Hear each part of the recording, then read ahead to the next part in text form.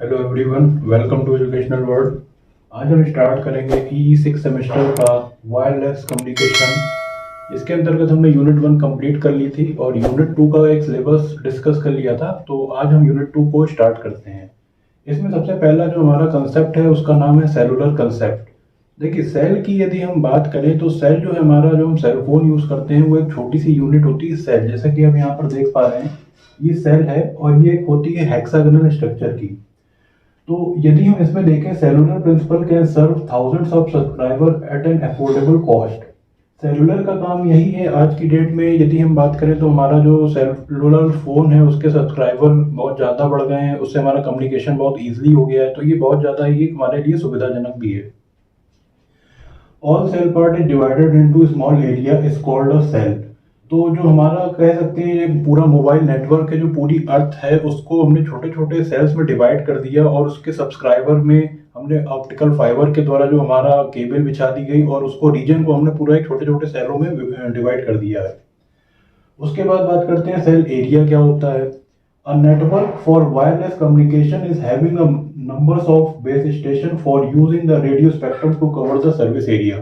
जैसे हमने first class में ही बताया था कि जो हमारा इलेक्ट्रोमैग्नेटिक स्पेक्ट्रम होता है, जिससे हमारी फ्रिक्वेंसी जाती है, जिसमें हम डिवीजन करते हैं और उसके आधार पर छोटे छोटे टुकड़ों में हम अपना एरिया बांट देते हैं। जैसे यदि हम आसान भाषा में समझें तो हमारा एक जिला होता है, जिले के अंतर्गत छोटी छोटी हमारे नगर होते हैं, नगर के अंतर्गत पंचायतें होती हैं और ग्रामीण व्यवस्था होती है। तो वैसे ही जो हमारा एक पूरा बड़ा नेटवर्क है उसको हम छोटे छोटे पार्ट में डिवाइड कर देते हैं और जिससे जो हमारा मेन बेस स्टेशन है उसमें हमारा जो सिग्नल ट्रेवल करता है वो एक स्थान से दूसरे स्थान तक बड़े आसानी से कर पाता है। तो उसके बाद आगे देखते हैं सेल स्प्लिटिंग क्या होती है। स्प्लिटिंग का तो मतलब आप जानते ही होंगे, टूटना।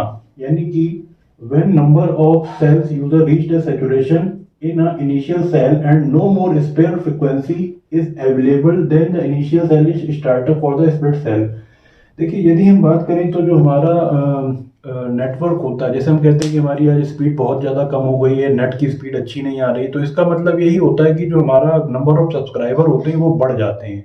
और जब नंबर ऑफ सब्सक्राइबर बढ़ जाते हैं तो हमारा जो यूज़र है उनकी जो एक बैंडविड्थ होती है वो एक मैक्सिमम रीच तक जो है वो हमारा एक्सटेंड हो जाती है। तो सिग्नल पे लोड ज़्यादा पड़ता है तो वो ट्रैवलिंग करने में कुछ समय लेता है। तो वही एक सैचुरेशन पॉइंट आता है जहाँ पर जो हमारा सेल एरिया है वो क्या होता है, वो टूट जाता है। उसके बाद आगे बात करते हैं रेलेक्स फेडलिंग। आरएफ फैक्टर बोलते हैं, ये जो है यूनिट में आप ज़्यादातर इसके बेस्ड न्यूमेरिकल आते हैं। इस पे आपको ये आरएफ फाइंड करने के लिए आता है। तो आरएफ बेसिकली होता क्या है। Multi path propagation of RF wave is due to the reflection of RF energy from the hill. तो जो हमारी एक एनर्जी निकल रही है, जो स्पेक्ट्रम हमारा यूज हो रहा है उसके अंतर्गत जब सिग्नल ट्रेवल कर रहा है तो उसमें जितनी एनर्जी निकल रही है उसको हमें ग्राफ के फॉर्म में शो करते हैं, वही हमारा आरएफ ग्राफ को दिखाता है। आगे बात करते हैं introduction to 1G 2G 3G 4G 5G। तो आज का ये जो दौर है इसमें फिलहाल तो हम मोस्टली जो है 4G यूज़ कर रहे हैं और ज़्यादातर अब स्विच करने वाले हैं 5G पे। तो जी का मतलब मैंने स्टार्टिंग के वीडियोस में भी बताया था, जी का मतलब होता है जनरेशन। जैसे हमारी कंप्यूटर की जनरेशन होती है फर्स्ट सेकंड थर्ड फोर्थ, वैसे जो हमारा नेटवर्क है उसकी भी जनरेशन है फर्स्ट सेकंड थर्ड फोर्थ, इस टाइप से। तो यहाँ पर यदि हम बात करें तो internet is dependent on the signal strength. जितना हमारा अच्छा सिग्नल हमें मिलेगा उतनी हमारी इंटरनेट की कनेक्टिविटी क्या होगी, बहुत ज़्यादा अच्छी, उसको हम देख पाएंगे।